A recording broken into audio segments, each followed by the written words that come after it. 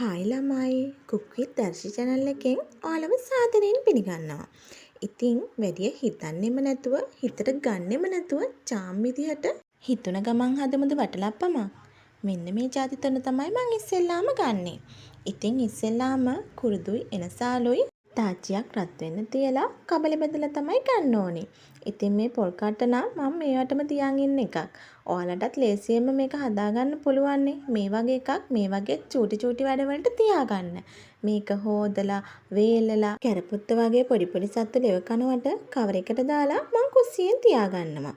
ඉතින් ඔයාලට අමුතුවෙන් කියන්න ඕනේ නෑනේ කුරුදුයි එනසාලුයි දාන්නේ අපි හදන කෑම එක සුවඳ කරගන්න. ඉතින් ළමයි මේ දෙක විතරක් දැම්මහම වෙන කිසිම සුවඳකාරකයක් ඕනේ නෑ. ඔන්න මන් දැන් කරපැණි එක හදාගන්න යන්නේ. ඒක හදන තාලේ නම් කියලා දෙන්න ඕනේ නෑනේ. කවුරුත් ඉතින් ඒක හදන්න දන්නවනේ. ඉතින් ඒක නිසා පැණි එක හැදෙනකන් අපි ඕනි අනිත් ටික ලෑස්ති කරගමු.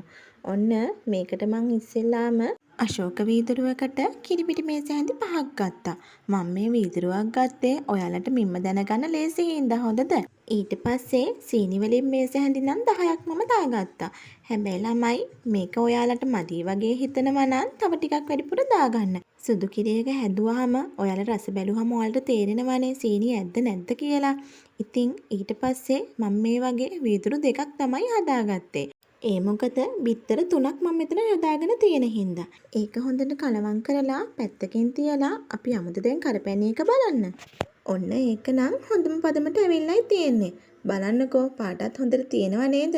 ඉතින් මම මේක හිතන ගමන් හදපු හින්දා මේකට හකුරු දාන්නේ නැති නිසා මේ වගේ ලස්සන පාටටම හදාගන්න ළමයි. දැන් අපි මේක මෙහෙම ටිකක් නිවෙන්න තියලා යමුද බිත්තර ටික කඩා ගන්න. ඉතින් මම මේක හදිසියෙම හදපු නිසා බිත්තර තුනම එකට කඩලා දැම්මා. ඔයාලට සැකයි වගේ නම් බිත්තර තුන වෙන වෙනම කඩලා දාගන්න. ළමයි මේක නම් ටිකක් හොඳට ගහගන්න පුළුවන්. හෑන්ඩ් බීටර් එකක් තියෙනවා නම් ඔයාලට ගොඩක්ම ලේසියි. ඉතින් මම මේක ඒව තියන අයට නැති අයට ඔක්කොටමනේ මේක කරන්නේ. ඒ හින්දා මං හැන්දේම මේක ගහගත්තා. මෙන්න මේ වගේ ටික වෙලාවක් බිත්තර තුන හොඳට ගහගන්න ඕනේ.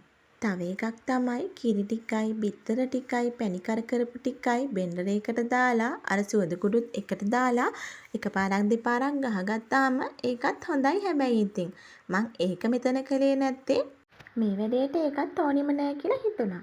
ඔන්න ඊට පස්සේ ඒ බිත්තර එකටම අපි අර හදාගත්ත සුවඳ කුඩු ටිකත් හොඳට දාලා කලවම් කරනවා. ඊට පස්සේ ළමයි මේකේ රසපදමට ලුණු කුඩු චුට්ටකුත් දාගන්න. ඒකත් දාලා ටිකක් කලවම් කරලා අපි අර නිවෙන්න තියපු කිරි කෝප්ප දෙක මේකට එකතු කරනවා. දැන් නම් කැරමල් පුඩිමක් වගේ නේද පේන්නේ. ඉතින් කිරි කෝප්ප දෙකත් එකතු කරලා හොඳට මේ ටික ආයි හැන්දෙන්ම ගහගන්න. ඉතින් ඊට පස්සේ අපි අර හදලා අරන් තිබ්බ කරපැණි ටිකත් මේකටම එකතු කරගන්නවා. ඔන්න දැන් අපේ වටලප්පම් එකේ අවසාන මදියට තමයි මේ ඇවිල්ලා තියෙන්නේ.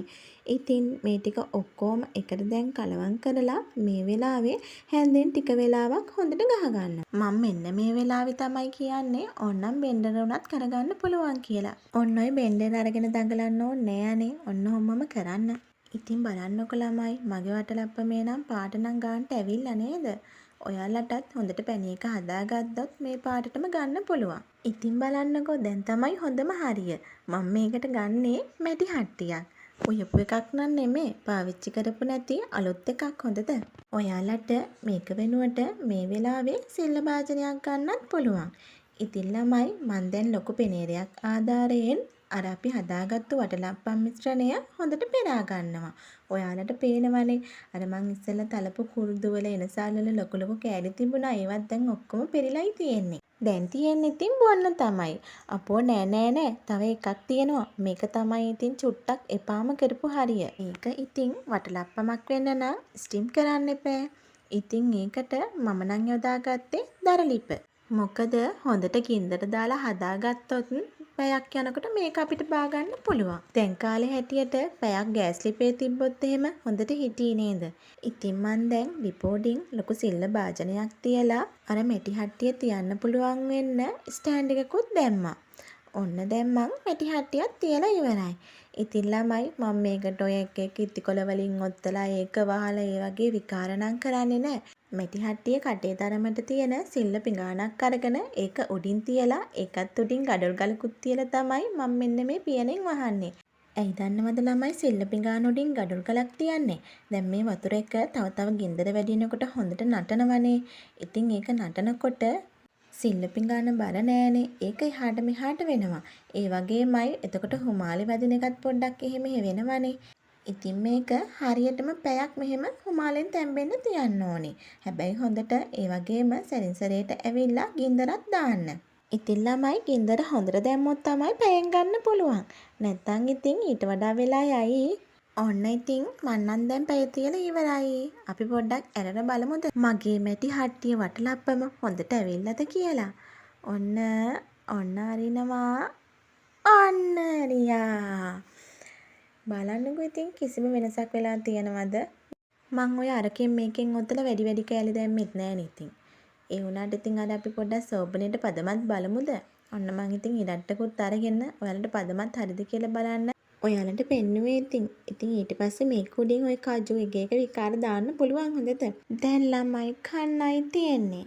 කිසිම රසයේ වෙනසකුත් නෑ. හරිම සොෆ්ට්. හදලා කාලා මටත් කමෙන්ට් එකක් දාන්න. අපි ආයෙත් මේ වගේ ලස්සන වීඩියෝ එකකින් හමු වෙමු. අපේ වීඩියෝ හොඳයි කියලා හිතෙනවා නම් අපිව සබ්ස්ක්‍රයිබ් කරලා ලයික් කරලා අපිට සපෝට් එකක් ලබා දෙන්න. බයි ළමයි.